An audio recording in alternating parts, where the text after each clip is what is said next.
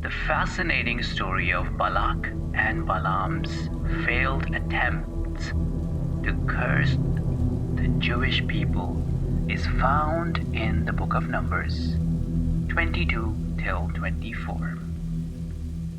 The Torah records how, after being thoroughly humiliated by his talking donkey, Balaam, the non-Jewish sorcerer and prophet, commissioned by Balak, king of Moab, to curse the Jews, found himself incapable of cursing them. Instead, he bestowed on the Jews 4 tremendous blessings, some of which we even recite in our prayers today, and the last, which foretells the messianic redemption. Let's have a look at the background of this interesting and fascinating story.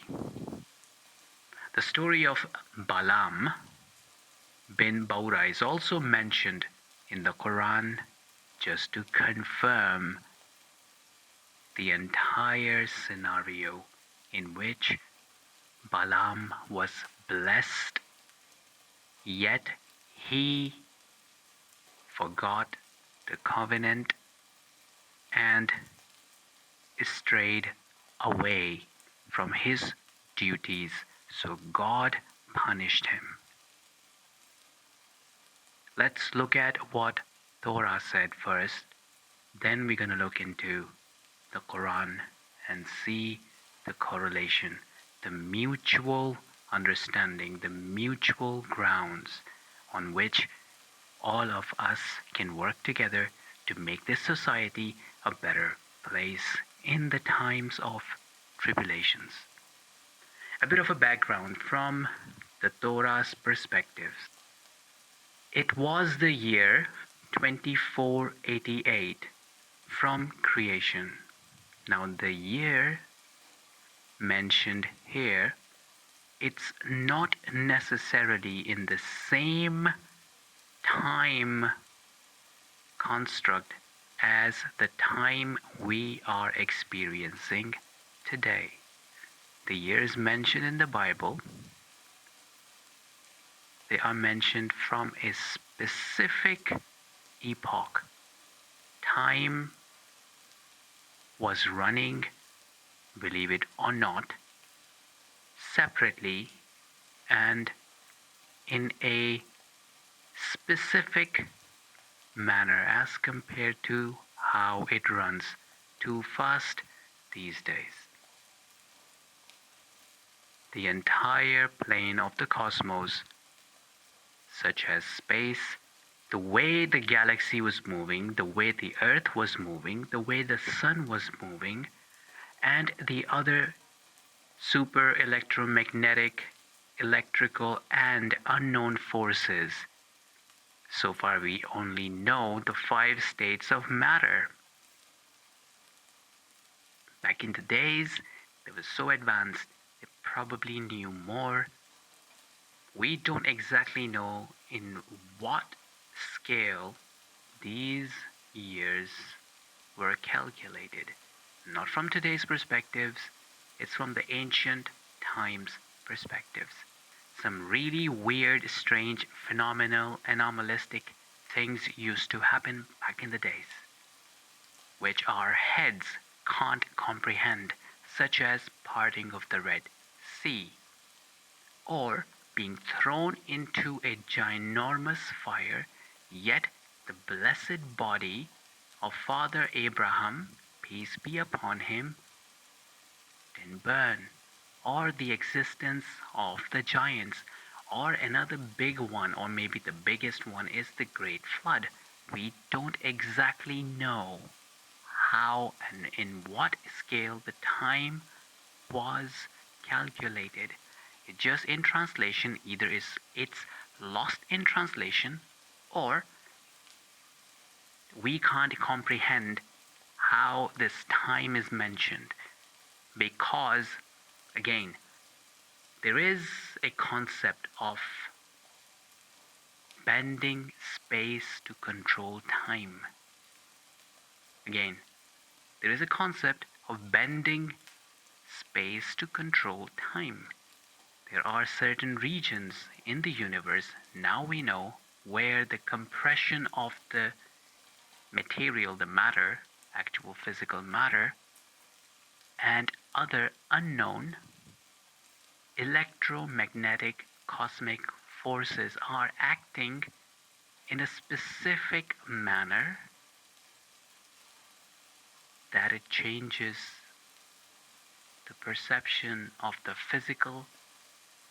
physical dynamics as our brains are used to.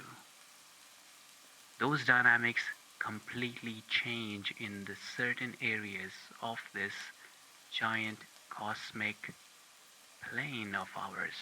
Okay?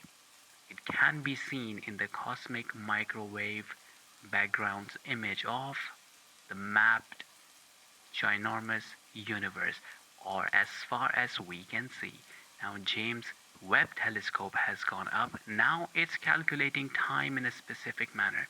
So now, going back to the point, so there are two ways. Either you punch a hole in the space to defeat the constraints of time, such as making a tunnel, right? The other option is you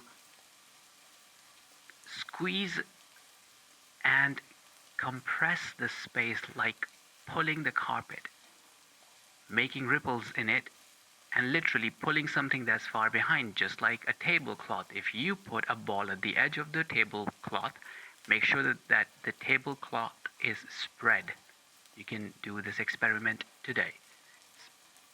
Spread the tablecloth on the floor or on the table, put something at the end of it, and stand on one side, and then if you need to go and pick that ball up, you have to physically walk towards that ball, or use your hand to reach it. It's going to take its time. That's one way of doing it.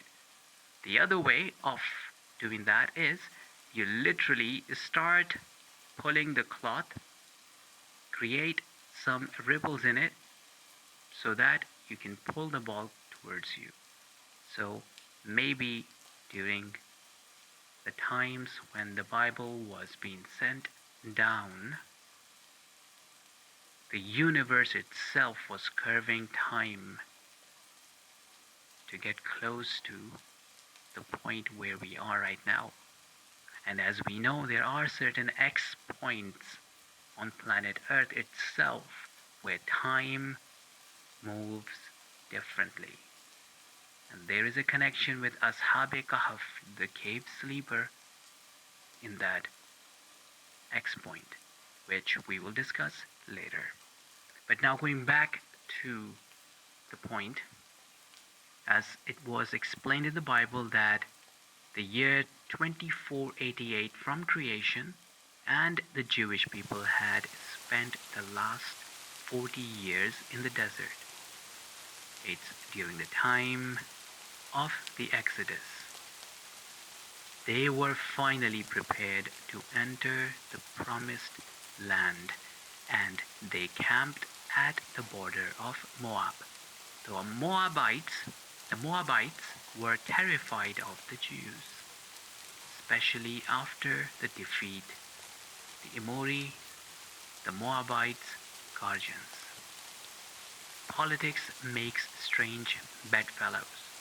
So although natural enemies, Moab and Midian, banded together and appointed a Midianite, Balak, the son of Zippor, as king over them.